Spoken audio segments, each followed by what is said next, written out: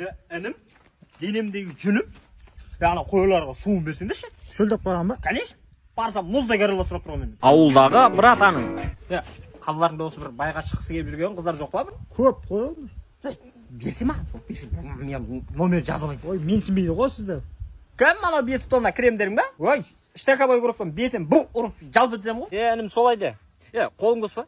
Бір жарты сағаттық жұмыс бар еді. Мына талды күзеп тастасақ балтамен. Сосын 400 пресс бар, соны түсіріп тастаймыз. Шлаковок келеді, соны түсіреміз да. Бұл түнде қайтасын дарбызын құшақтап. Ей, қайтарса ана малды, қайтарса. Ой! Құрт ана малды. Қалай өздеріңді аман ба? Шүкір аман есен. Күні келе бермейсің ғой бір. Қой сойып берейін. Рахмет аға. Қой жоқ менде бірақ. Басқа не жаңалық болады?